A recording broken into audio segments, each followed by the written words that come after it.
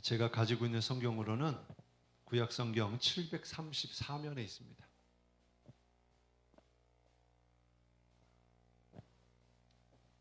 느헤미야 6장 15절 16절 말씀.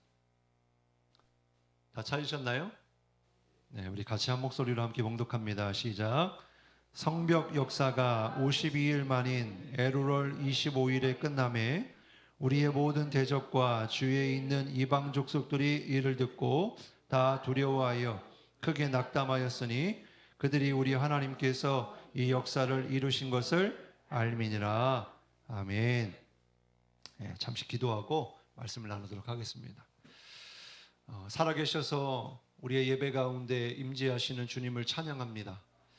오늘 이 시간 우리를 예배의 전으로 부르시고 기도의 자리로 우리를 인도하여 주셔서 기도할 제목을 주시려고 하나님의 말씀을 듣게 하시니 감사합니다. 아멘. 오늘 주의 종을 통하여 주시는 말씀이 우리 각자의 심령 가운데 생명의 말씀으로 들려지게 하시고 또한 그 말씀이 깨달아지게 하시고 또한 그 말씀이 믿어지게 하시고 그 말씀이 나의 말씀이 되어서 그 말씀이 나의 삶을 주장하도록 하나님 역사하시고 인도하시는 복된 이 밤이 되게 하여 주옵소서. 어떤 삶에 문제가 있습니까? 가지고 온 모든 기도의 제목들마다 하나님 앞에 내려놓습니다. 하나님 말씀을 통하여 그 문제가 해결받고 또한 앞으로 어떻게 살아가야 할지 방향을 알려주실 때에 하나님 눈이 열려지게 하시고 믿음으로 그 길을 걸어갈 수 있도록 결단하는 시간 되게 하여 주옵소서. 이 시간 아버지 하나님만 영광 받으시기를 원합니다.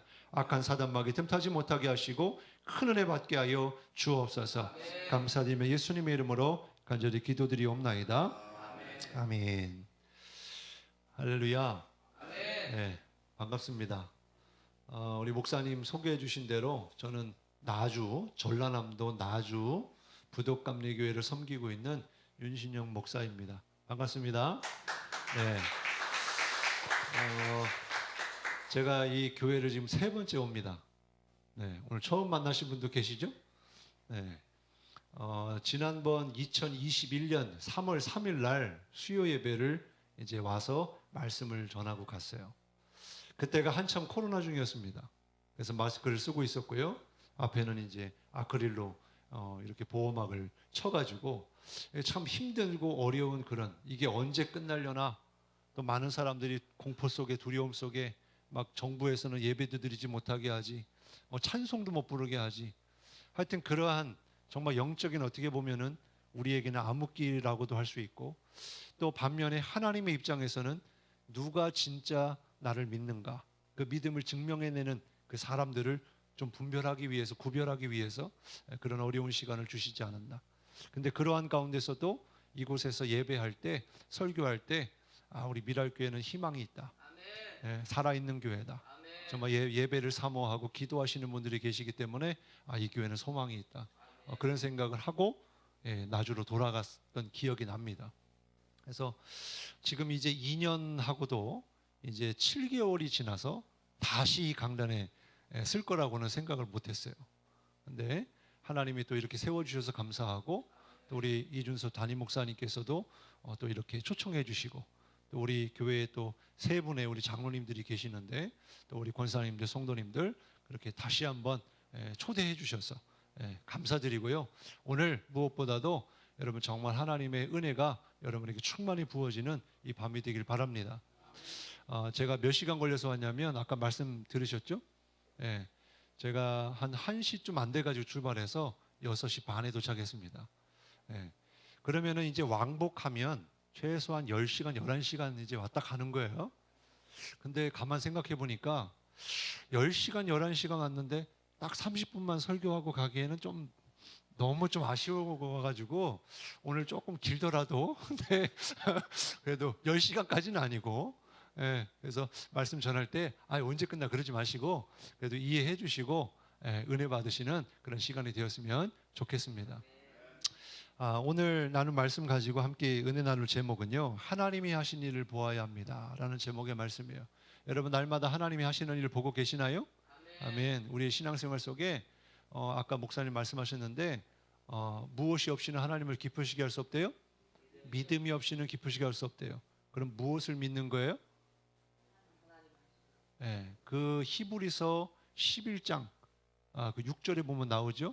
믿음이 없이는 하나님을 기쁘시게 하지 못하나니 하나님께 나아가는 자는 그가 계신 것과 자기를 찾는 자들에게 상 주시는 이심을 믿어야 할지니라. 무엇을 믿는 거예요? 하나님이 살아계시다는 것을 믿는 거예요. 그럼 하나님이 살아계심을 어떻게 믿어요? 그냥 성경이 이야기해 주니까 믿어요? 그 하나님을 우리가 만나고 또한 성령께서 우리로 그 하나님을 깨닫게 하시고 알게 하시고 음성 주시고 그래서 하나님을 경험하여 하나님이 정말 살아계시는구나. 그래서 하나님의 살아계심을 우리가 날마다 보고 경험하는 자와 그렇지 않은 사람의 차이는요, 믿음이 있는 것처럼 보일지 모르지만 믿음이 없는 거예요. 믿음이 있을 수가 없죠. 하나님을 보지 못하는 사람이 어떻게 하나님의 살아계심을 믿을 수가 있겠어요? 그냥 지식적으로 동의한다고 그냥 성경이 말하는가 보다 그래서 믿는 게 아닙니다. 우리 하나님은요 살아계세요. 인격적이시고요, 지금 우리 눈에 보이지 않아도 우리의 삶에 하나하나 순간순간 개입하셔서 우리의 삶을 인도해 가고 계시고, 또한 그 하나님이 어제와 동일하게 오늘도, 오늘과 동일하게 내일까지도 계속해서 우리와 함께 하시면서 어떻게 인도하시느냐? 선하게 인도하세요. 우리는 지금 1분 1초 뒤에 무슨 일이 일어날지 알아요? 몰라요? 우리는 몰라요. 하나님은 아세요? 몰라요? 아세요. 그럼 하나님이 우리를 어디로 인도하시겠어요? 아주 좋은 길로, 아주 선한 길로, 복된 길로 인도하실 줄 믿습니다. 주님은 지금 우리가 갈 길을 예비하고 계세요. 지금도 일하고 계세요. 그 길만 걸으면 어떤 길? 꽃길, 행복한 길, 생명의 길. 물론 그 꽃길이 세상의 육신적인 꽃길은 아닐지라도, 광야와 같을지라도 하나님이 함께 하시는 그 길이 꽃길이고 복된 천국의 길인 줄 믿습니다. 그래서 오늘 이 밤에 그 하나님 만났으면 좋겠어요. 여러분 그냥 왔다 그냥 가지 마시고 그 하나님을 하시는 일을 오늘 보시기 바랍니다. 정말 하나님의 역사가 성경에서 얼마나 무궁무진하게 기록되어 있어요. 진짜 죽은 자도 살아나고 막 별의별 사건들이 많이 일어나잖아요. 그 일이 나에게도 일어났으면 좋겠다. 오늘도 여러분의 병든 자들이 있다면 그 병이 고침받기도 하고, 여러분의 마음에 이 쓴뿌리가 정말 다 치유되길 바라고.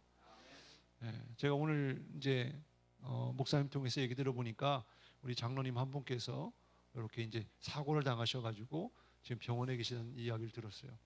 하나님이 우리 성도님들의 기도 가운데 속히 치료의 광선을 비춰주셔서 온전한 모습으로 하나님 앞에 나와 함께 기쁨으로 예배할 날이 속히 오기를 간절히 축원합니다. 여러분 오늘 이 밤이 그런 밤이 되시길 바랍니다. 우리 한번 슬라이드 한번 사진 한번 보여주시고요. 첫 번째 사진은 제가 이제 처음 2013년도 3월 10일 날 처음으로 부임해서 목회했던 교회입니다. 물론 저거는 이제 교회를 한번 이전했기 때문에 두 번째 성전입니다만은 저곳에서 이제 목회를 하고 또 그때 당시에 우리 이준선 목사님하고 사모님하고 같이 교제하면서 또 전도하면서 같이 모여서 예배했던 그런 장소입니다.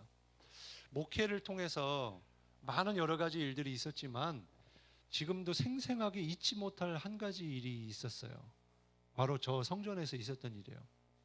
지난 수요일에 또 이제 설교를 하러 간 적이 있었는데, 대전에 저 주원교회에 지금 이제 후임으로 지금 목회하고 계신 그 목사님이 초대해 주셔가지고 저 주원교회에 수요 예배를 설교하러 갔다 왔어요. 얼마나 감격스럽고 얼마나 감사한지. 물론 제가 목회했었을 때의 성도들은 한 사람도 남지 않았어요. 그러나 저 교회가 지금 12년이 됐는데, 세워진 지 지금 그 교회가 부흥해가지고 얼마나 목사님이 눈물로 기도하고 그렇게 열심히 하셨는지 하나님이 복을 주셔서 교회가 성장해가지고, 저게 이제 40평의 예배당의 건물이거든요, 2층에. 근데 지금은 예배당만 100평이 넘고 큰 데로 교회가 부흥해서 이제 교회를 이전했더라고요. 그래서 그곳에 가서 제가 말씀을 전했어요. 근데 이제 강단에 보니까 제가 저 주원교회에서 설교했던 강대상이에요. 그러니까 참 마음이 좀 이상하더라고요. 그래서 너무 감사하다. 지금 코로나 때문에 얼마나 많은 교회들이 사라졌다고 그러는데, 이러한 어려운 시국에 교회가 사라진 게 아니고 오히려 부흥해가지고 성도들이 더 많이 모이고, 또 거기는 또 보니까 청년들이 많더라고요. 그 청년들 중에 15명이 올해 1월 달에 저희 나주에 와가지고 아웃리치로, 그래서 동네에 복음을 전하고 어르신들을 초청해서 마을잔치도 해주고 금요일날 같이 뜨겁게 예배하고 찬양하는데, 와, 너무너무너무 감격스러웠어요. 하나님이 정말 살아계시는구나, 하나님이 일하시는구나, 그것을 경험하게 됐습니다. 그런데 어쨌든 저 주원교회에서 목회하는 동안에 정말 잊지 못할 하나의 일이 있었어요. 그게 뭐냐면, 아내랑 저하고 이제 목회를 시작해서, 사실 처음에는 저 이제 솔로로 2013년도에 당시에 목사 안수를 받으려면 무조건 단독 목회를 했어야 됐어요. 그래서 개척이든지 어떤 일반 교회든지 갔어야 됐는데, 저 자리가 났다고 해서 가게 됐습니다. 그래가지고 거기서 이제 목회를 하는데 혼자 있죠. 또 교인은 하나도 없죠. 완전히 그 맨바닥에서 시작을 한 거예요. 그래가지고 이제 그 중에 이제 한 명의 청년이 떠올라서 그 청년한테 전화해서 올래? 그랬더니 그 다음 주에 예, 알겠어요 하고 왔어요. 그래서 그 청년이 1호 청년이 됐고, 그 다음에 이제 어른들도 성도들도 이렇게 한 분 한 분씩 오기 시작했습니다. 어쨌든 그런 가운데 목회하는데, 한 성도와 함께 저희 둘이서 이제 새벽 제단을 쌓았어요. 그 새벽 기도를 했습니다. 은혜롭게 말씀도 전하고 은혜로운 시간을 보내고, 그리고 이제 끝날 때가 됐어요. 근데 갑자기 그 한 성도, 새벽 기도 같이 했던 그 한 성도가 갑자기 눈이 변하는 거예요. 눈빛이 달라져요. 그러더니 저를 똑바로 쳐다보면서 욕을 하기 시작하는 거예요. 아니, 성도인데 같이 이렇게 신앙생활하고 새벽 기도 왔는데 저를 욕하는 거예요. 그리고 성경책을 찢어요. 성경책을 찢더니 집어 던지더니 발로 밟고 막 그러는 거예요. 기억나세요? 네. 저 지어낸 얘기 아닙니다. 실제로 있었던 일이에요. 새벽 5시에 새벽 기도하고 일어난 일이에요. 처음에 얼마나 당황스럽고 황당했던지, 그리고 이제 목회 초년생, 이제 목사 안수 그 해에 받았는데, 그때 이제 14년도인가 아마 그랬나? 결혼하고 나서 있었던 일이에요. 무섭기도 하고 당황스럽기도 하고, 그 새벽에 깜깜한데. 그래가지고 이걸 어떻게 해야 되나 당황하는 가운데 하나님이 그런 마음 주셨어요. 안수기도 해라. 너한테 무기가 있잖아. 예수님의 이름에 권세가 있잖아. 내가 너한테 맡겼잖아. 그래서 하라는 거예요. 아, 예, 하나님 알겠어요. 그래가지고 그 성도에게 다가가서 안수하려고 갔어요. 어떻게 됐을까요? 이 사람의 안수를 안 받으려고 도망다니기 시작하는 거예요. 그 좁은 예배당 40평에서 얼마나 막 저를 피해 댕기는지, 저는 어떻게든지 잡아가지고 안수하려고 그러고, 그분은 어떻게든지 안수기도 안 받으려고 도망다니고, 참 웃지 못할 그런 상황에 있었어요. 그래도 어떻게 합니까? 이 사람 어떻게든지 좀 살려야 되겠고, 이건 분명히 정상적인 상태도 아니지만 이거는 마귀의 역사다. 완전히 얼굴이 마귀의 얼굴이에요. 귀신의 얼굴이에요. 그래가지고 조금 수련목하면서 배운 것도 있고 들은 것도 있으니까 내가 한번 어쨌든 하나님이 좋은 기회다. 그래가지고 이 역사만 일어나면 앞으로 놀라운 그런 일들이 일어나겠다 기대하는 마음으로 하는데, 안 되는 거예요. 이게 뭐 기도를 받아야지. 죽어라 도망다니는 거예요. 그래가지고 어쨌든 안수기도는 안 되더라도 예수님의 이름을 선포하면 그 귀신이 떠나갈 줄로 밀고, 예수님의 이름을 명하노니 귀신아 떠나갈지어다, 그렇게 선포했어요. 나갔을까요? 안 나갔을까요? 안 나갔어요. 나가면 좋겠는데 안 나가더라고. 그러더니 실실 웃어. 그러면서 제가 받은 느낌은 한번 해봐, 해볼 테면 해봐, 그러는 거예요. 여러분, 성경에도 보면은 이 귀신이요, 얼마나 귀신같이 잘하는지 몰라요. 예수님도 알고 사도 바울도 아는데 너는 누구냐? 이 정체가 어떠한지 흉내내는 거 금방 알아요. 그 속에 진짜 믿음이 있는지 없는지 금방 압니다. 그냥 겉으로 보면 찬양 열심히 하고 기도 열심히 하고 예배 잘 드리고 헌신하고 봉사하니까 믿음이 되게 좋은 것처럼 보이지만, 실제로 귀신이 만약에 내 앞에 쓴다 그러면요, 금방 드러나요. 그때 제가 깨달은 거죠. 내 안에 진짜 믿음이 없었구나. 아, 귀신이 막 저를 놀리는데요, 얼마나 화가 나든지 저도 이제 승부욕이 생기더라고요. 그래도 목사인데, 기름 부음 받은 목사인데, 그래 한번 네가 이기나 해봐, 내가 이기나 해보자. 그래가지고 막 예수님 이름 막 선포하는데 안 되는 거예요. 안 되는 거예요. 근데 어떻게 해요? 계속 해요? 그럴 수는 없잖아요. 저도 지치고 아내도 지치고 그 성도도 뭐 힘들고 그래가지고 또 생각난 게 어쨌든 이 정체가 뭔지 좀 정확하게 알아야 되겠다. 그래가지고 물었어요. 너의 정체가 뭐야? 그랬더니 이야기하는 거예요. 나 동자야 그러는 거예요.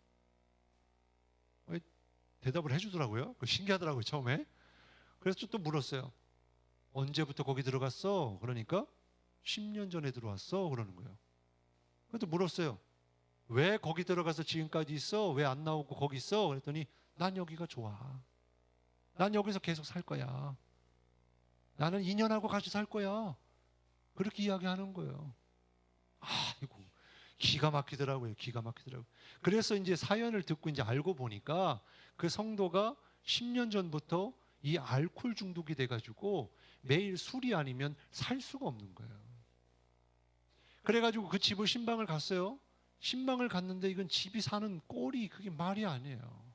정상적이지가 않아요. 냄새도 얼마나 나는지 몰라요.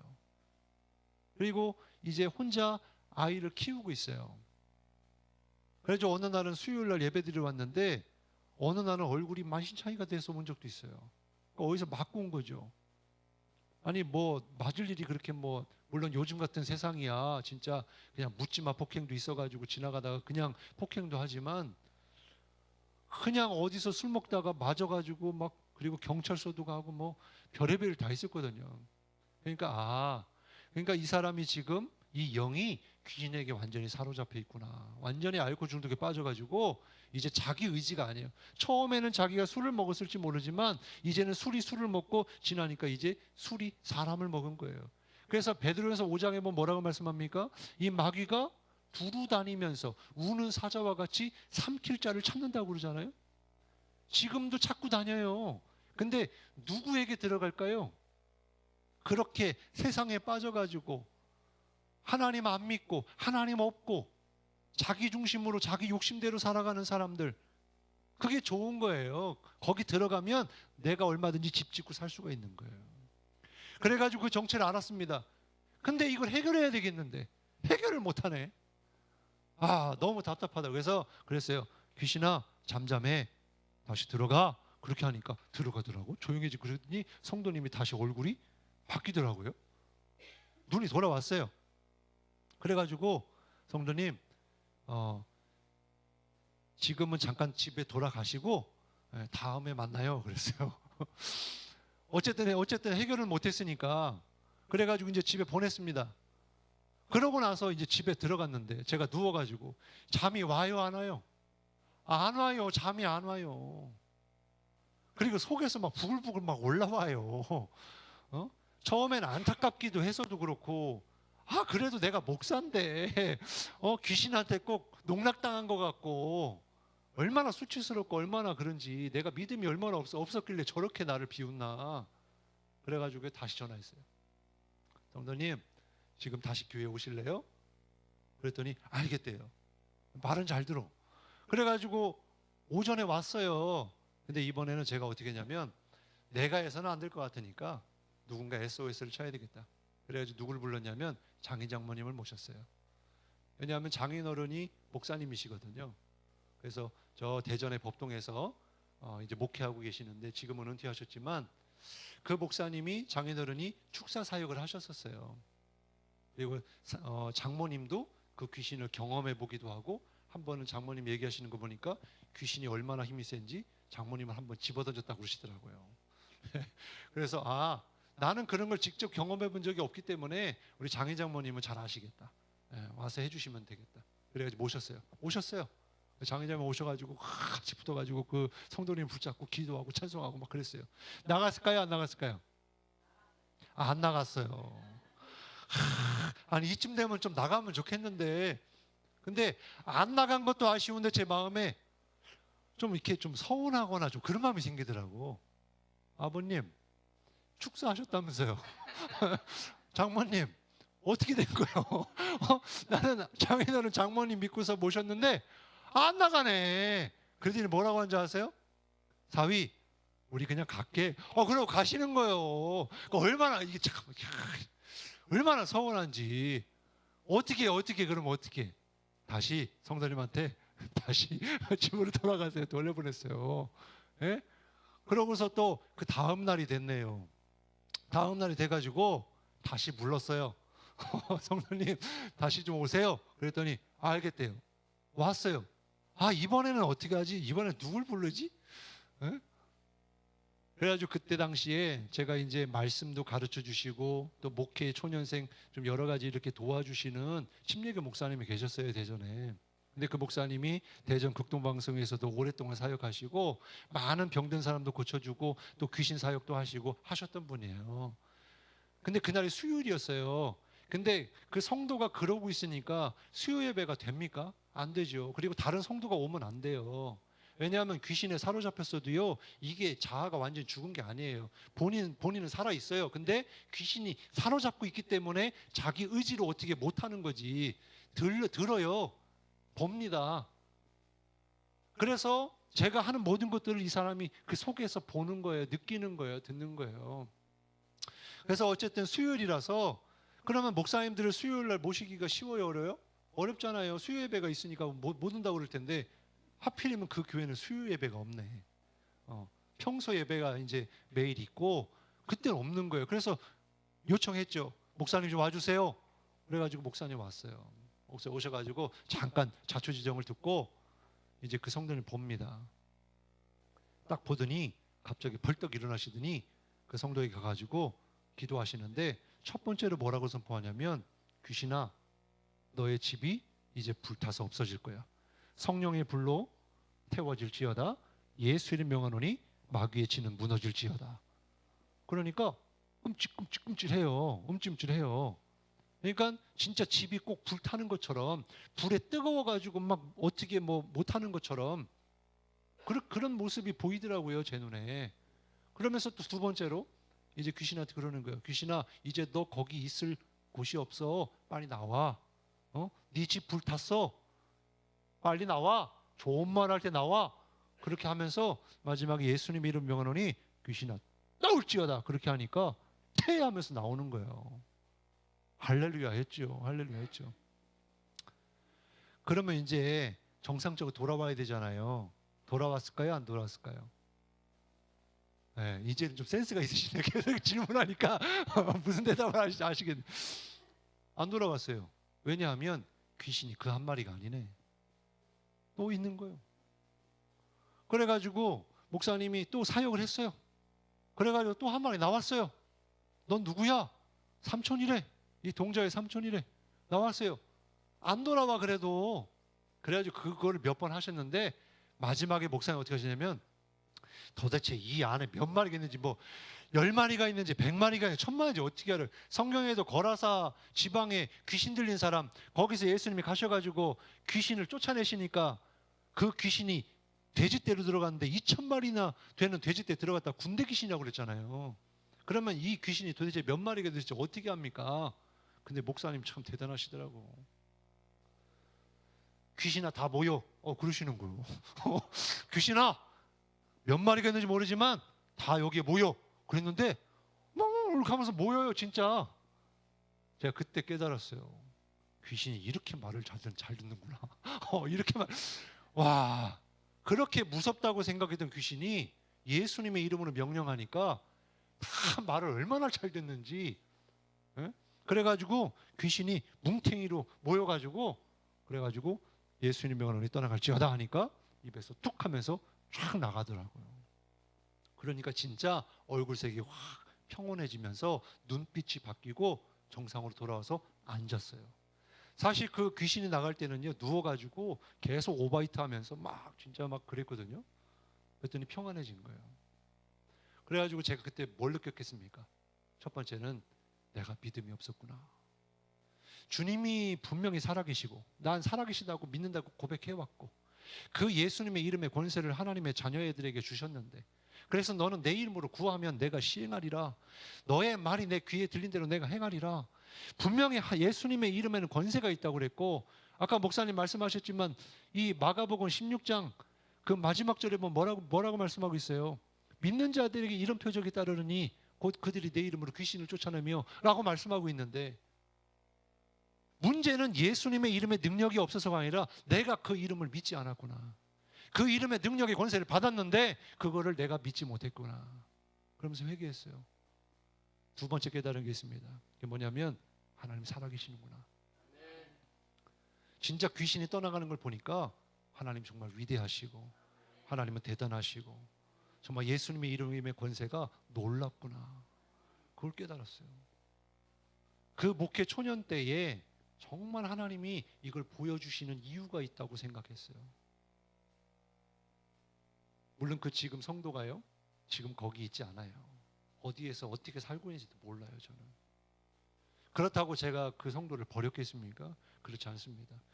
그 이전에 이 귀신이 사로잡혀서 정말 얼마나 밥을 못 먹고 얼마나 물을 못 마셨는지 진짜 완전히 그냥 완전 피폐한 상태에 얼굴도 노랗고 간경화가 와가지고 막 그런 상태였어요.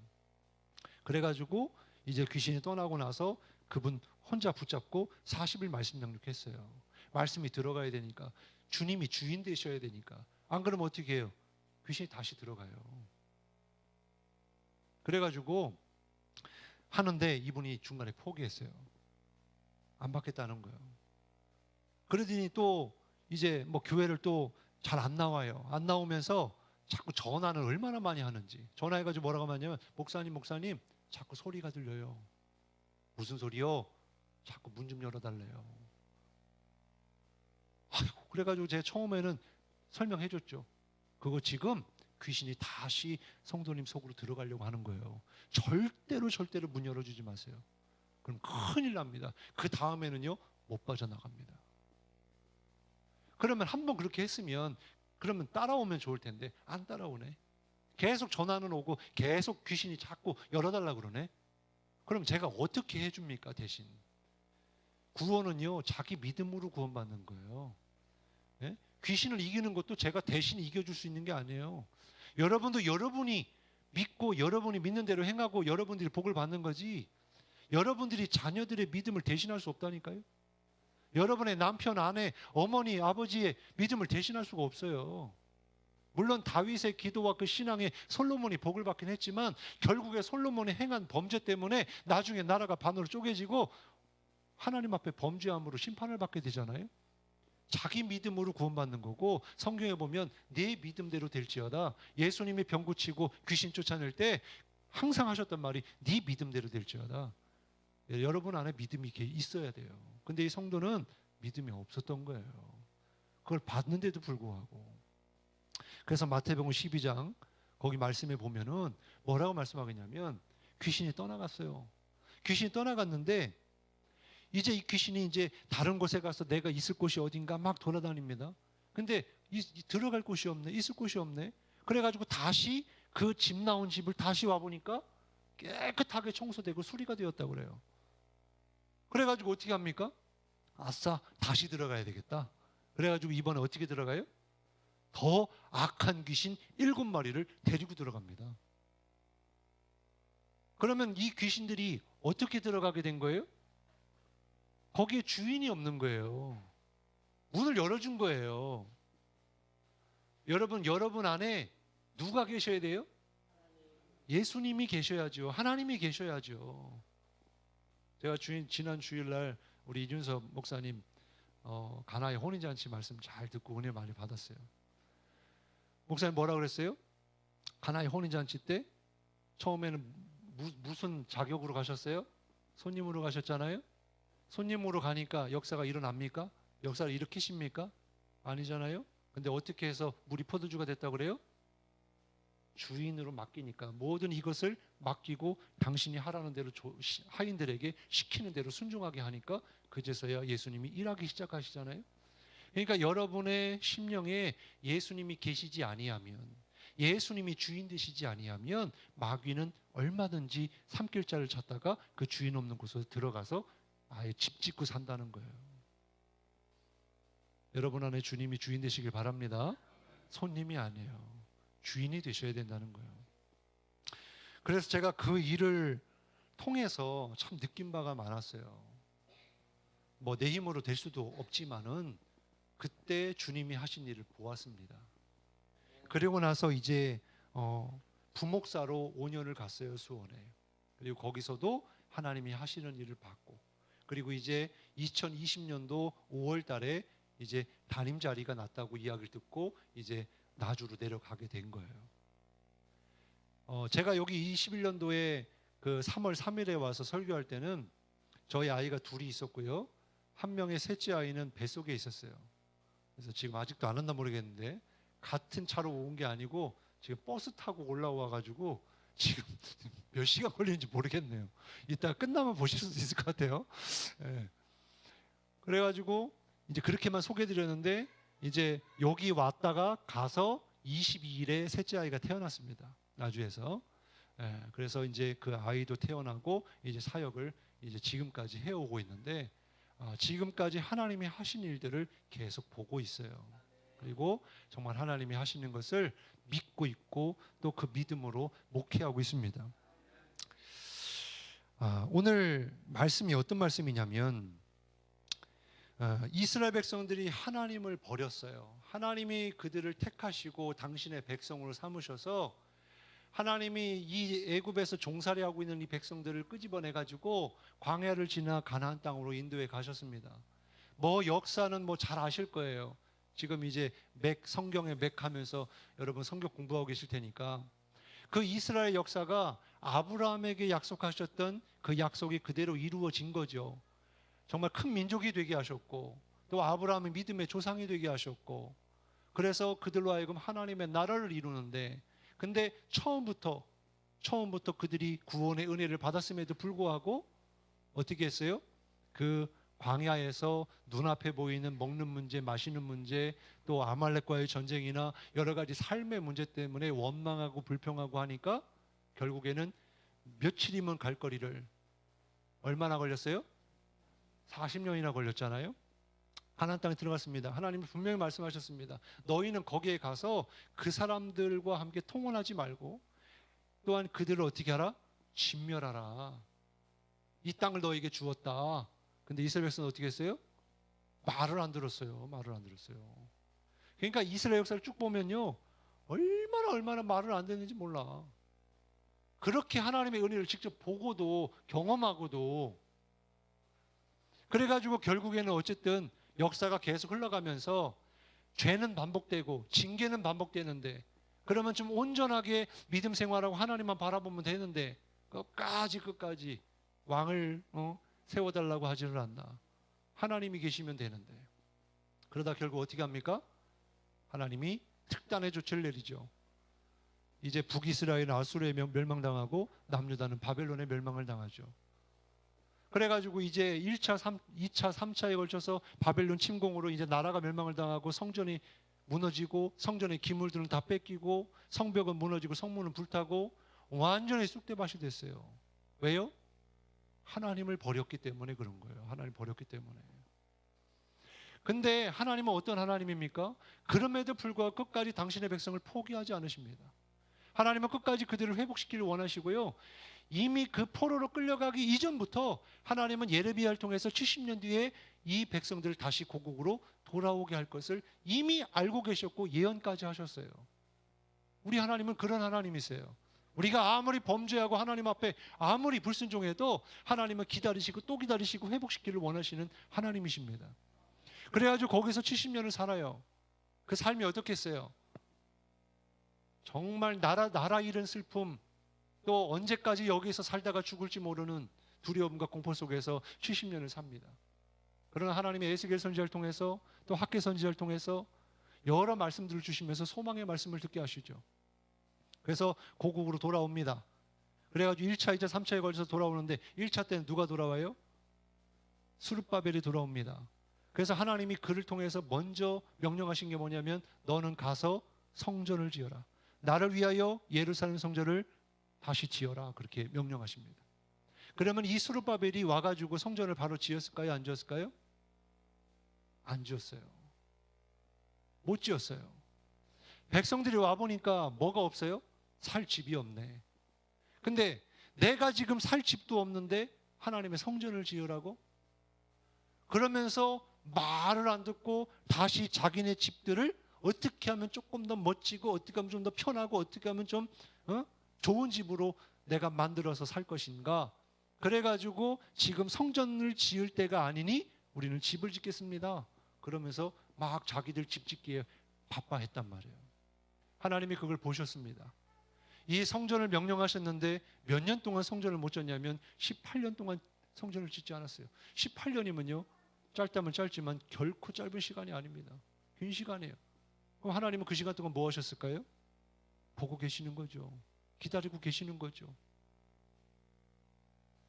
그래가지고 도저히 기다리다가 이것들이 말을 안 들으니까 그래서 어떻게 합니까? 하나님의 학계 선지자를 통해서 하나님의 성전을 짓도록 명령하십니다. 그러면서 너희들이 지금 하나님의 은혜로 돌아와서 하나님의 성전은 저렇게 지금 무너져 있는데 너희들 살겠다고 판잣집에서 좋은 집에서 그렇게 사는 게 맞냐? 그러면서 성전을 지으라고 하나님이 명령하십니다. 그래가지고 이제 성전이 지어져요. 그리고 나서 이제 2차의 포로 귀환으로 온 사람들이 이제 에스라와 이제 여러 백성들이 옵니다. 에스라가 와서 뭐예요? 하나님의 말씀을 꺼내서 백성들에게 하나님의 말씀을 들려줍니다. 읽어줍니다. 그리고 나서 이제 3차 때가 됐습니다. 3차 때 이제 스룹바벨이 이제 돌아오게 되는데 이 스룹바벨의 직업이 뭐였어요? 스룹바벨이 아니라 느헤미야의 직업이 뭐였어요? 네, 아닥사스다 왕의 술 맡은 관원이었어요. 그러면 그가 어떻게 왜 술 맡은 관원이 되었을까요? 이 술 맡은 관원이라고 하는 건 당시의 정치적인 세계에서도요 왕의 가장 최측근이기 때문에 굉장히 높은 지위의 사람입니다. 왜냐하면 그에게 목숨이 달려 있거든요. 거기다 독을 탈지 어떻게 합니까? 가장 믿을 만한. 그래가지고 스룹바벨 이제 느헤미야를 그렇게 세웠는데 나중에 보면은요 느헤미야 1장에 보면 하나님이 그렇게 하신 거예요. 왜? 뭐 하시려고? 하나님이 일을 하시려고 그를 그 직업을 갖게 하신 거예요. 여러분의 지금 자녀들이나 여러분의 삶에 지금 내가 가지고 있는 직업이라든지 환경이라든지 상황이라든지 그게 우연이 절대로 아닙니다. 하나님이 쓰시려고 하나님의 때에 여러분을 쓰시려고 그 일을 주신 거고 그 직장을 주신 거고 그런 필요한 사람을 만나게 하시는 거고 그렇게 여러분 살게 하시는 거예요. 그래서 이 아닥사스다 왕의 신임을 얻고 기도를 하는데 하나님이 이 하나냐를 통해서 자기의 동족 친척을 통해서 지금 예루살렘의 상황이 어떠한지를 들었거든요. 지금 뭐 말이 아닌 거예요. 성벽은 무너져 있어요. 아니 생각해 보세요. 자기들 집 잘 지어놔요. 하나님의 성전을 잘 짓습니다. 그럼 끝입니까? 성벽이 무너져 있어요. 무너져 있다는 건 무슨 얘기예요? 언제든지 적들이 오면 자기들이 아무리 열심히 지어놓은 집 그대로 무너질 수 있고요. 또다시 성전은 무너질 수 있는 거예요. 멸망을 당할 수 있는 거예요. 그렇지 않습니까? 그래가지고 이제 성벽이 무너지고 성문이 불타서 지금 상황이 말이 아니다라고 하는 이야기를 듣고 이 느헤미야가 뭘 하기 시작하냐면 그때부터 하나님 앞에 나아가 앉아가지고 눈물 흘리면서 금식하면서 통곡하며 기도합니다. 얼마 동안 기도했을까요? 4개월 동안 기도를 합니다. 이 4개월이라고 하는 건 우리는 모릅니다. 하나님의 때가 이를 때까지 기도하는 거예요. 여러분의 기도 제목이 지금 당장 이루어지지 않아도 하나님의 때가 되면 하나님이 선하게 응답해 주실 줄 믿으시기 바랍니다. 이것도 목사님 말씀하시대요. 네, 기도하면 어떻게 된다? 반드시 응답된다. 네? Yes, No, Wait. 그죠? 네, 말씀 잘 들었죠? 하나님의 응답은요 항상 있어요. 다만 그때가 나의 때가 아니라 하나님의 때에 있다는 거죠. 나는 지금 당장이 지금 필요해요. 지금 이 문제가 해결돼야 돼요. 지금 내 병이 고쳐져야 돼요. 지금 내 사업이 잘 돼야 돼요. 지금 내 자녀가 형통해야 돼요. 그러나 지금 내가 원하는 때보다 하나님이 원하는 때에 이루어져야 지금의 때보다 훨씬 더 큰 열매가 맺어지고 복이 될 줄 믿으시기 바랍니다. 그래서 여러분 이 5만 번 기도해서 5만 번 응답받았다고 한 조지 뮬러 목사님도 그의 친구들이 있는데 마지막 친구가 구원받을 때까지 50년이 넘었대요. 50년이 넘도록 기도했대요. 언제 조지 뮬러가 죽고 장례식 때 자기 친구를 위해서 그렇게 열심히 기도했다는 소식을 듣고 마지막에 그러면서 눈물을 흘리면서 내가 예수 믿겠다고. 여러분 지금 당대에 기도가 응답되지 않아도요, 내 뒤에 내 자녀 때에 하나님의 응답이 이루어질 수 있다니까요. 여러분 기도를 포기하지 마십시오. 오늘 여러분의 기도가 하나님께 상달될 줄 믿습니다. 그리고 여러분의 기도가 땅에 떨어지지 않아요. 사무엘 선지자에도 뭐라고 말씀하시냐면 하나도 그의 말이 땅에 떨어지지 않았다고 그래요. 왠 줄 아십니까? 내가 대단해서 하나님이 나를 특별히 보셔가지고 그런 것도 있지만 하나님이 천사를 보내서 우리 옆에다가 두셨대요. 계시록에 보면 나옵니다. 그래서 어떻게 하냐면 여러분이 기도하잖아요. 그럼 이 천사가 금양로에다가 여러분의 기도를 담아가지고 날마다 하나님께로 올려드린대요. 그래서 여러분의 기도가 상달되는 거예요. 그러면 천사가 이렇게 데리고 하나님께로 올라가는데 마귀가 그거를 가로챌 수 있겠습니까? 못 가로챕니다. 못 가로챕니다. 하나님께 상달되면 하나님이 그것 들으시고 응답하신다니까요. 그러니까 여러분의 기도는요, 무슨 기도예요? 금기도예요. 금기도, 황금기도요. 네? 하찮은 기도가 아니요. 여러분의 말 한마디 한마디가 하나님이 다 들으세요. 그러니까 너희 말이 내 귀에 들린 대로 행하리라고 그랬잖아요. 여러분이 부정하고 불평하고 원망하잖아요. 그대로 됩니다. 하나님 절대 부인하지 마세요. 부정하지 마십시오. 사람들 앞에서 내 분노, 내 감정 이거 어떻게 컨트롤하지 못해가지고 너 죽어 실제로 죽으면 여러분 어떻게 할 거예요? 어떻게 갚을 거예요? 여러분의 말에서 생명을 살리는 말, 축복해주는 말, 위로해주는 말, 격려해주는 말, 늘 하나님의 말씀을 하는 것 같이 그러한 입술들이 되시길 주님의 이름으로 축원합니다. 그래가지고 어디 가든지 교회 자랑하고 예수님 자랑하고 목사님 자랑하고 우리 성도님 자랑하고 그런 성도들 되시길 바랍니다. 그래야 복 받아요. 어쨌든 느헤미야가 그렇게 4개월 동안 기도하고 나서 응답을 받고 하나님이 어떻게 하십니까? 그때에 뭐가 있어요? 지금 뭐 자재가 있어요. 무슨 기술이 있어요. 무슨 뭐가 있어요. 근데 하나님이 어떻게 역사하십니까? 그 기도를 들으시고 하나님의 때에 아닥사스다 왕을 통해서 호위 군대를 보내십니다. 안전하게 지켜주려고 그 고국으로 잘 돌아가게끔. 또 필요한 자재가 있냐? 그러면 그 자재도 내가 대줄게. 다 해주는 거예요. 다 해주는 거예요. 누가? 안 믿는 사람이, 안 믿는 왕이. 여러분 하나님이 쓰실 때는요, 안 믿는 사람을 통해서도 쓰신다니까요. 중요한 건 우리가 하나님을 믿고 기도하고 따르면 된다는 거예요. 그래가지고 느헤미야가 옵니다.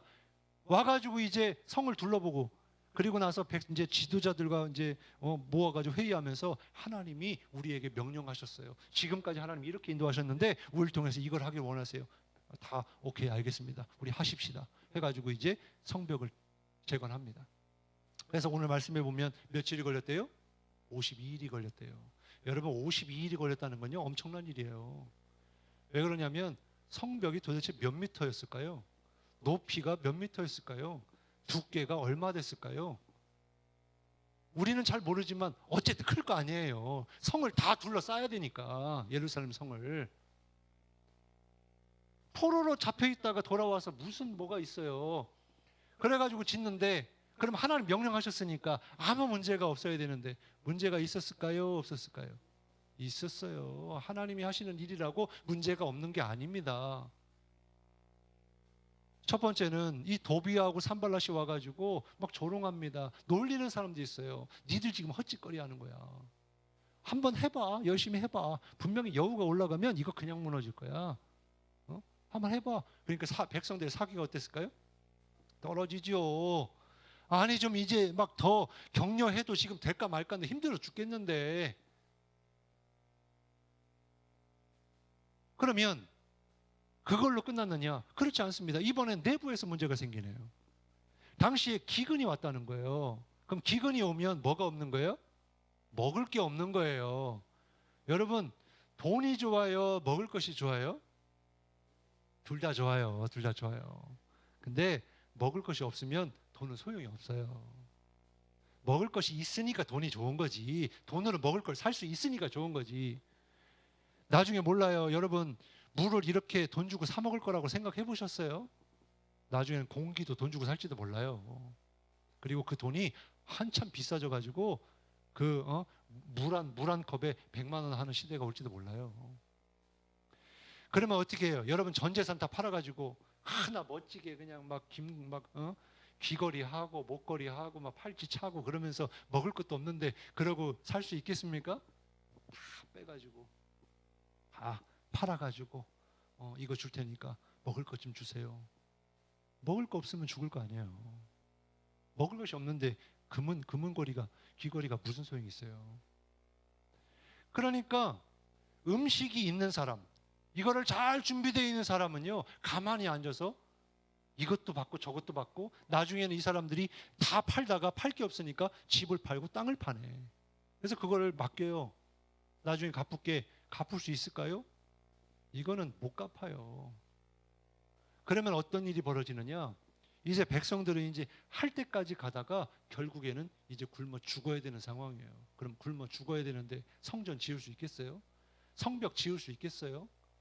안 되는 거죠. 그러면 느헤미야 입장에서는 아니 하나님이 하신다면서요. 하나님이 하라고 해서 하는데 왜 이런 일이 벌어져요? 원망할 수 있잖아요. 느헤미야는요. 단 한 번도 하나님 원망한 적이 없어요. 그때마다 하나님 앞에 기도했고요. 하나님의 지혜를 가지고 백성들을 모아가지고 이제 잘 설득을 해요. 우리가 누구는 잘 살고 누구는 못 살고 우리가 어떻게 해서 여기까지 왔냐. 하나님의 은혜로 우리가 고국으로 돌아온 거 아니냐. 근데 그 하나님을 경외해야지 그 하나님이 두렵지도 않냐.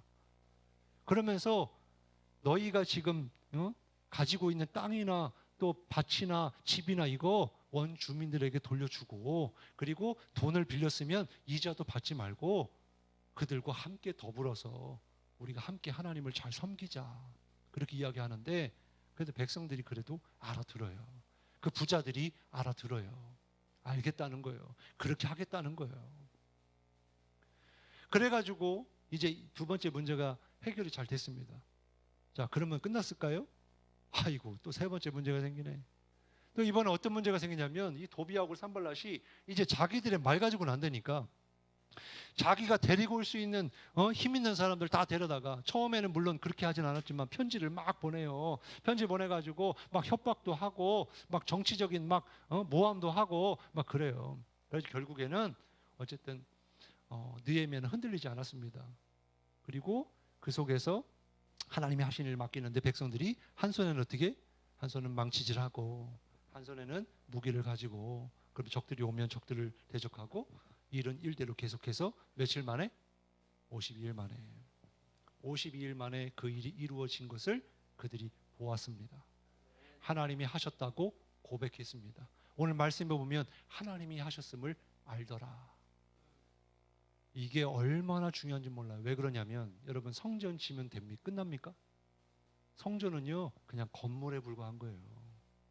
그러면 왜 하나님이 성전을 제일 먼저 지으라고 했을까요? 내가 거기에서 너희를 만나려고, 성전에서 너희를 만나고 너희에게 뭐 하려고? 복 주려고. 그래서 이 성경 전체를 보면요 하나님의 성전의 의미가 얼마나 중요한지 몰라요. 그리고 마태복음 16장 그 16절 이하 쭉 말씀에도 보면은 예수님 뭐라고 말씀합니까? 내가 내 교회를 세우겠다고 그러잖아요. 사람들이 그래요. 신약 시대에 우리가 성전인데. 맞아요. 우리가 성전인데 왜 예수님이 왜 초대교회를 만드십니까?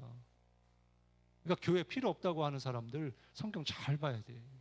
주님이 원하시는 거 그게 아니에요. 당연히 이 초대교회도 그렇고 미랄교회도 부도교회도 그렇고 건물이에요. 주님이 진짜 원하시는 건 이건 아니에요. 그렇지만 이걸 통해서 뭘 하기를 원하시느냐? 개개인들마다 이 성전들이 모여서 하나의 하나님의 성전을 이루어 가지고 하나님 앞에 나와 함께 두세 사람이 내 이름을 모여서 내가 함께 할 것인데 그들의 찬송을 들으시고 또 그들에게 하나님께서 복 주시려고 만나는 장소, 구별된 장소로 또한 주의 일을 감당하며 천국의 모형으로 허락해 주신 게 교회란 말이죠. 교회 되게 중요해요. 그런데 아까 말씀드린 것처럼 진짜 주님이 원하시는 게 뭐예요? 건물을 지어서 하나님 앞에 백성들이 모여서 예배를 드리는 건 좋은데 가장 중요한 건 너희 속에 하나님의 성전이 있느냐. 저는 목회 처음에 안수받기 전에 이제 목사 안수자 교육을 받습니다. 예정 교육을 받아요. 예정자 교육을. 그때 제가 어떤 목사님의 말씀을 듣고 저거다. 목회는 저거다. 목회 철학은 저거다. 결심하고 지금까지 가지고 가는 게 뭐냐면 목회란 뭐냐? 성도들의 심령 안에 하나님의 성전을 짓는 일을 하는 거다. 여러분 안에 성전이 있으십니까? 아멘. 성전이 있어야 돼요. 왜냐하면 그곳에 하나님이 계시기 때문에 그렇습니다. 근데 성전이 그냥 다 무너져 있어. 다 그냥 세상살이에 풍파 맞아가지고 성전은 온데 갈 데 없어. 그럼 그 얘기는 뭐냐면 하나님이 안 계시다는 거예요. 그래서 이준선 목사님이 기도하고 눈물 흘리고 그렇게 말씀 선포하고 하는 이유가 뭐예요? 여러분 안에 하나님이 계속 살아서 함께 동행하시고 역사하시도록 하나님이 쓰시는 믿음의 사람이 되고 천국을 경험케 하시고 하나님의 몸된 교회를 세워나가라고. 그래서 여러분 안에 성전을 세우는 일을 하는 거예요. 세우는 일을. 그래서 이제 본격적으로 그 안에서 이 성전이 세워지려면 어떻게 해야 되겠습니까? 먼저 청소를 해야죠. 더러운 것을 제거해야죠. 그냥 일반 땅에다 그냥 건물 올립니까? 그러지 않잖아요. 이스라엘 백성들이 그걸 봤어요. 하나님이 하신 일 봤어요. 그리고 나서 한 게 뭐냐면 7월 1일 날 나팔절에 백성들이 성일에 다 모여가지고 하나님 앞에 서서 뭘 요청하냐면 우리에게 말씀을 주시옵소서 그래요. 그럼 말씀을 읽는데 몇 시간 동안 말씀을 들은 줄 아세요? 새벽부터 정오까지라고 분명하게 느헤미야는 말씀하고 있어요. 몇 시간 들은 거예요? 최소한 6시간 들은 거예요. 요즘에는 1시간 설교하면 어떻게 해요? 이거 언제 끝나? 이거 6시간 동안 한 사람도 흐트러진 사람이 없어요. 왜? 하나님 앞에 서서 하나님이 하신 일을 보니까. 그래서 그 말씀 들으면서 어떻게 해요? 심령이 그 잠자던 영혼들이 막 깨어나면서 자기들의 죄들이 막 드러나기 시작하는 거예요. 깨달기 시작하는 거예요. 그러니까 백성들이 말씀 앞에서 눈물을 흘리고 자복했다고 그래요. 자복하면서 뭐라고 그래요? 하나님 앞에 결단을 합니다. 결단을 해요. 어떻게 결단하느냐? 백성들이 자기들이 다 이렇게 해가지고 지도자들이 우리가 하나님만을 섬기겠습니다. 하나님의 말씀대로 살겠습니다. 우리가 예배자로 살겠습니다. 그렇게 결단해가지고 어떻게 하냐면 서약을 해요. 서약을 해가지고 이걸 임봉을 합니다. 그리고 또 더 나아가서 뭐 하냐면은 맹세까지 해요. 이 말씀대로 살겠다고 하는 이것을 깨트리는 사람들은 저주받을지어다 그래요. 그러니까 지금 하나님이 하신 일을 보고 말씀 앞에서 자기들이 믿음으로 결단하고 고백한 일이에요. 그러면서 구체적인 말씀이 나옵니다. 어떻게 이 말씀 앞에서 하나님 앞에서 내가 어떻게 살 것인가? 첫 번째, 안식일을 지키겠습니다. 안식일이 뭐예요? 지금 오늘날로 말하면 우리 주일이죠. 예수님이 우리 위해 죽으시고 부활하신 날, 영광의 날, 부활의 아침에 우리 하나님 앞에 모여서 예배하는 날. 이건 뭐냐면 단순히 주일날 그 시간, 그 날짜 그것만을 얘기하는 게 아니에요. 내가 하나님 앞에 무너진 예배를 회복하겠습니다. 내가 하나님 앞에 예배자로 살겠습니다. 그 고백이에요. 그 중심에 안식일이 있는 거예요. 두 번째는 뭐냐면 통혼하지 않겠습니다. 이게 뭡니까? 다른 사람, 이방들, 우상들 의지하지 않겠습니다. 하나님만을 섬기겠습니다는 뜻이에요. 또 뭐라고 하냐면 11조를 드리겠습니다. 그리고 하나님의 전을 그대로 두지 않겠습니다. 우리가 책임지겠습니다. 그래요. 하나님의 성전을 그냥 두면 어떻게 될까요? 이 건물은요, 시간이 지나면 낡아가지고요, 쓰러집니다. 무너집니다. 그래서 늘 가꿔야 되고요, 청소해야 되고요, 뭔가 부서지거나 하면 고쳐야 됩니다. 여러분 지금까지 그렇게 해오셨잖아요. 그죠? 그리고 여러분 앞으로의 또 계획이 또 이전을 놓고 기도하고 계시잖아요. 하나님이 기뻐하시는 일인 줄 믿으시기 바랍니다. 근데 이거 누가 합니까? 이거 누가 해야 돼요? 우리가 해야 되는 거예요. 다른 사람들이 안 해줘요. 옆에 있는 교회 성도들이 안 해준다니까. 하나님 말씀 앞에서 우리에게 주신 비전, 이 땅을 변화시키고 복음화하라는 하나님의 명령을 따라서 내가 우리 교회에 하나님이 원하시는 일을 감당하겠습니다. 그래서 모든 사람들이 한 마음이 돼서 같이 가야 그 일이 이루어지는 거예요. 이거 50일 만에 그냥 이루어진 거 아닙니다. 모든 백성들이 같은 마음으로 같이 했기 때문에 그렇게 된 거예요. 중간에 빠진 사람 없습니다. 지도자부터 제사장들부터 시작해서 백성들까지 한 거예요. 그렇게 해서 하나님 앞에 결단합니다. 이게 뭡니까? 영적인 부흥이 일어난 거예요. 회복이 일어난 거예요. 어떻게 해서요? 하나님이 하신 일을 보니까, 하나님이 살아계심을 믿으니까. 그래서 우리의 신앙생활 속에 중요한 게 뭐냐? 하나님이 하신 일을 보는 것입니다. 마지막으로 제가 부덕교회에서 지금 하나님이 하신 일들을 보면서 여기까지 왔는데, 한번 소개하고 잠깐 기도하고 마칠게요. 자, 슬라이드 보여주세요. 자, 이게 이제 2020년 5월에 처음 부임했을 때의 첫 예배 사진입니다. 저렇게 이제 성도들과 함께 예배드리고 사진 찍었어요. 클릭해 주세요. 자, 그랬던 인원이 이게 이제 작년 12월 달 주일 예배 드리고 찍은 사진입니다. 할렐루야. 하나님이 하신 거예요. 하나님이 하셨어요. 그래서 20명이 같이 예배를 드렸습니다. 클릭해 주세요. 그리고 나서 이제 여기 있는 인원들이 이제 같이 신앙생활을 하고 있는데, 제가 아마 우리 지난번에 우리 미랄교회 목사님한테 우리 부덕교회 선교 편지를 보냈었거든요. 보셨는지 모르겠지만 지금 3년 지금 5개월 동안 성도들이 지금 9명이 등록을 했어요. 그 이후로 아이들까지 포함해서. 할렐루야. 이건 박수 쳐도 되는데. 네, 감사합니다. 한참 코로나 때였어요. 다른 교회들 무너졌다고 그러고 문 닫았다고 그러고 없어졌다고 그러는데 우리 교회 부흥했어요. 할렐루야. 지금도 천천히 가고 있지만 우리 교회 계속 부흥될 줄로 믿습니다. 하나님이 하신 일을 보고 있어요. 자, 클릭해 주세요. 자, 지금 저 사진에 안 나온 최근에 등록하신 권사님하고 그 권사님의 아드님이에요. 택시 운전하십니다. 지금 이제 원래는 오늘 일정이 뭐였냐면 서울대병원에서 저 권사님 어깨 수술이 있었어요. 원래 예정이. 근데 보니까 잘못하셨더라고. 다음 주더라고요. 그래서 원래 오늘인 줄 알고 좀 일찍 올라와서 서울대병원에 신방 갔다가 그리고 여기를 오려고 했는데 그럴 필요가 없어서 안 들렸고 다음 주 수요일 날에 수술을 하십니다. 그래서 저 권사님이 저렇게 강단 장식을 저분이 오시고 나서부터 꽃이 생겼어요. 네. 그래서 이렇게 같이 신앙생활 하고 있고요. 클릭해 주세요. 이게 이제 저희 교인들은 아닙니다. 네, 제가 기도하기를 우리 교회에서 다른 교인들이라도 상관없으니까 한번 꽉 채워서 한번 예배드리는 모습을 봤으면 좋겠다. 우리의 미래의 모습을 좀 봤으면 좋겠다. 그래가지고 기도하다가 청주에서 남산교회에서 청주에서 3시간이 걸려가지고 대절 버스 해가지고 이제 주일날, 그것도 어버이 주일날 이렇게 저희 교회 방문해서 같이 예배를 드리고 찍은 사진입니다. 클릭해 주세요. 우리가 이제 처음에 목표는 그거였어요. 처음에는 우리 교회에 10명이 넘게 예배드렸으면 좋겠다고 그랬는데 이제 조금씩 오기 시작하니까 목표가 달라지죠. 한번 1년 중에 20명 한번 모여서 예배드렸으면 좋겠다. 그래가지고 작년에 20명이 된 거예요. 그리고 또 하나님 앞에 기도하기를 우리 동네 사람들도 좀 한 번이라도 오고 외부 사람도 좋으니까 어떤 행사라든지 한번 30명 한번 왔으면 좋겠다. 그렇게 이제 기도를 했어요. 근데 그 중에서 이제 첫 번째 21년도입니다. 제가 여기 미랄교회 왔다가 가가지고 이제 찬양 복음 가수 모셔가지고 동네 분들 초청해서 이렇게 같이 사진 찍은 거예요. 지금 위에 있는 분들이 다 동네 분들, 교회 하나도 안 다니신 분들이에요. 네, 그래서 한번 초대해가지고 교회 한번 모셔서 이렇게 성탄 축하 예배를 드렸습니다. 네, 클릭이요.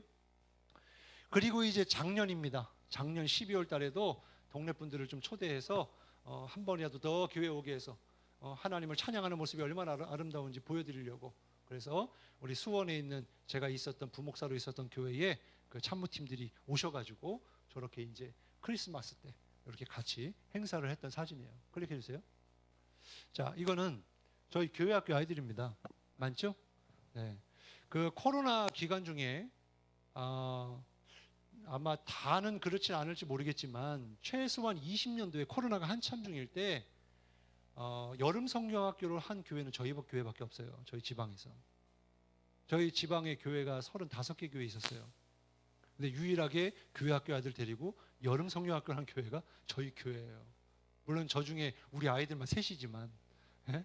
그래가지고 저기 21년도고요. 클릭해 주세요. 이게 22년도의 여름 성경학교입니다. 클릭해 주세요.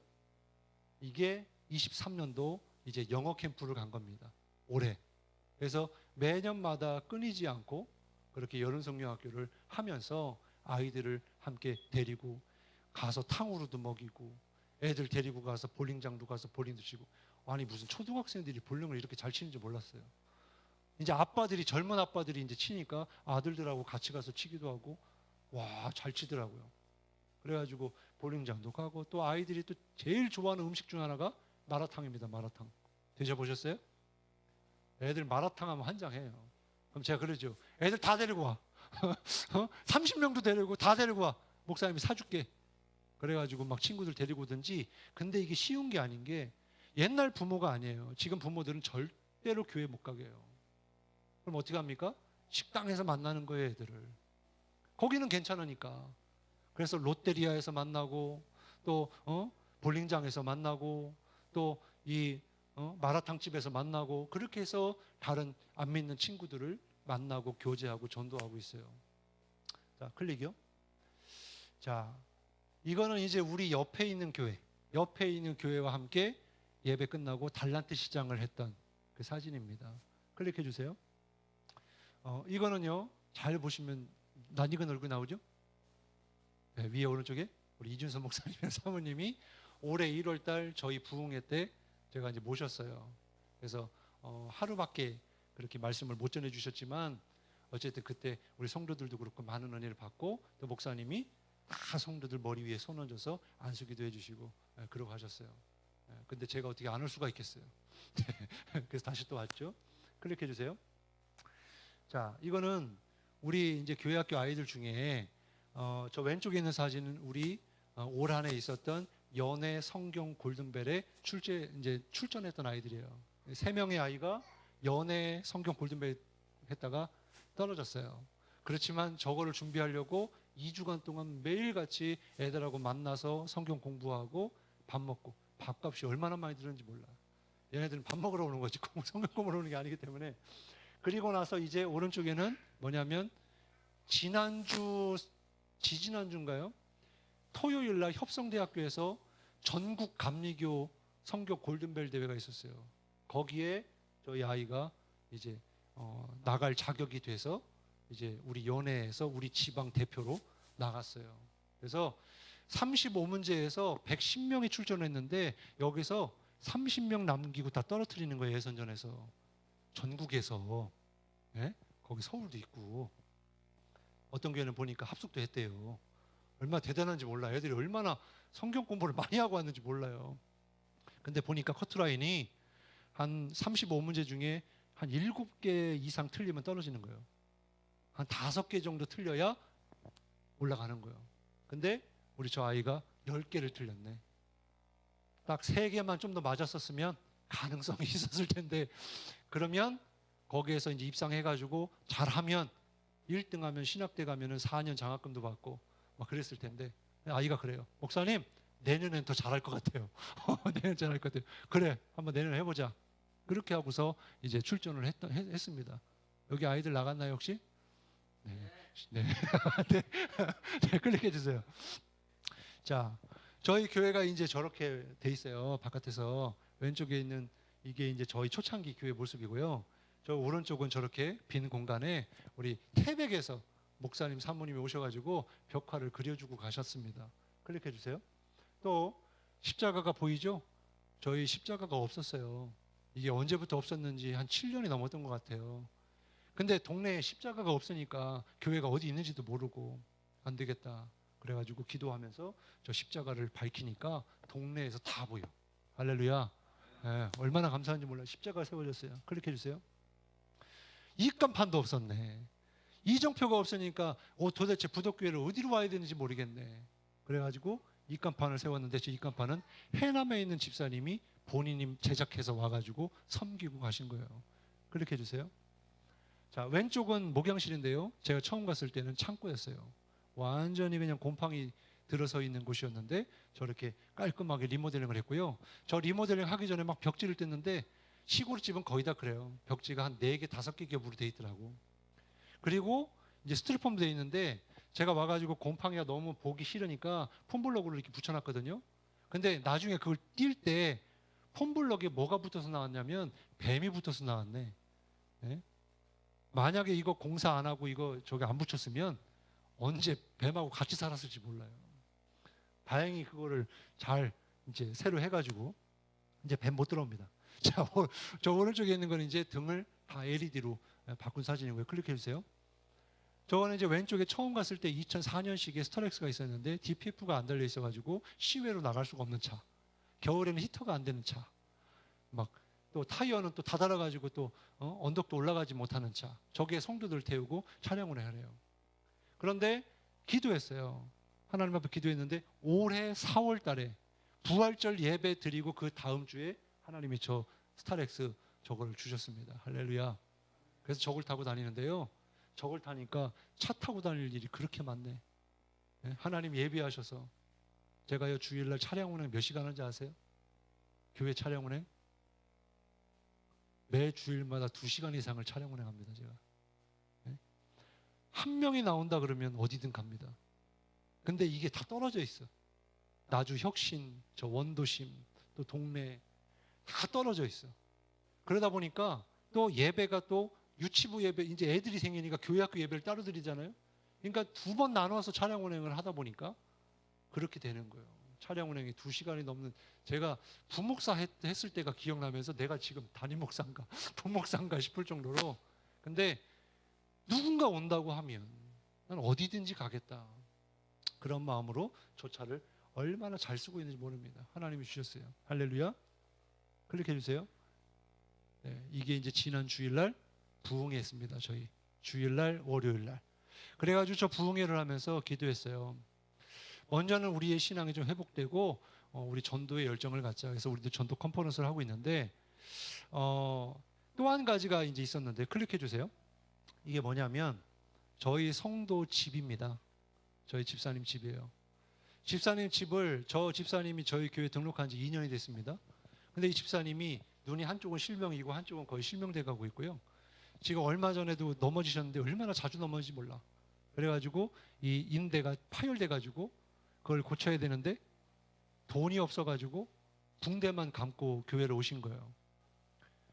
하여튼 말도 못하고 이빨도 그렇고 막 상태가 그래요. 그래가지고 처음에는 신방을 가려고 해도 집문을 안 열어줘서 못 들어갔어요. 그러니까 아마 보여주기 싫어서 그런 거겠죠. 그리고 냉장고가 한 3년 동안 없었어요. 그러니 맨날 음식 먹고 탈나가지고 누워있다가 오기도 하고. 그래서 저 집사님이 이제 문을 열어주셨는데 어떻게 열어줬느냐. 한 번은 어떤 교회가 이렇게 신청하면 교인 집수리도 해주고 뭐 전도도 해주고 해주겠다 그래가지고 신청을 했는데 정말 간절히 기도했는데 안 됐어요. 그래가지고 안 되겠다. 하나님 저거 어떻게 됩니까? 그래서 주신 마음이 부흥회 때 나오는 헌금 전체를 우리 성도님 집수리하는 데 써야 되겠다. 그래가지고 선포하고 했는데 사실 우리 성도들 몇 되지도 않아요. 부흥회 참석했는데 4명 나갔어. 4명. 어른 3명, 어른 4명에 아이 1명. 무슨 헌금이 뭐 얼마가 나와서 저 집을 다 수리합니까? 제가 목표로 그랬어요. 만나는 사람들마다 200만 원 목표로 기도하고 있습니다. 기도 좀 해주세요. 근데 여러분 하나님이 어떻게 일하셨냐면 부흥회 딱 끝나는 날 헌금 개수를 하는데 200만 원이 딱 됐어요. 우리 하나님 참 특이하시지. 조금 더 주시지. 어떻게 200만 원 놓고 기도했다고 어떻게 100원도 하나 틀리지 않고 200만 원을 채워줍니까? 할렐루야. 네. 그래서 정말 하나님이 진짜 뜻하신 거구나. 하나님이 기뻐하시는 일이고 하나님 원하시는 일이구나. 그래서 이번 이제 돌아오는 다음 주 화요일부터 금요일까지 이제 집수리가 들어갑니다. 우리 지방의 목사님들 중에 기술자들이 많아요. 왜냐하면 시골은요 다 본인이 해야 되거든요. 어려운 교회에 업자 못 불러요. 그러다 보니까 기술이 있어서 하는데 이 목사님이 흔쾌히 내가 와서 도와줄게. 그래서 무료로 봉사해 주시고 혼자 하고 되겠어요? 그래서 지방의 여러 목사님들이 같이 오셔서 도와주시기로 했어요. 지금 계속해서 하나님이 하신 일을 보고 있습니다. 여러분들도 지금까지 미랄교회를 통해서 여러분의 삶 가운데 하신 일들을 여러분이 지금까지 보고 계신 줄 믿습니다. 앞으로도 하나님이 하실 일이 무궁무진합니다. 하나님의 때에 하나님이 여러분의 기도에 응답하시고 어떻게 일하실지 기대하시면서 주님만 바라보세요. 주님만 믿으십시오. 그럼 하나님이 여러분을 통해서 하나님이 정말 크게 쓰실 줄 믿고 또 여러분 한 사람 한 사람을 통해서 미랄교회가 정말 서울을 살리는 정말 성시화하는 복음화하는 그런 교회로 부흥되고 세워지고 쓰임받게 되기를 주님의 이름으로 축원합니다. 우리 시간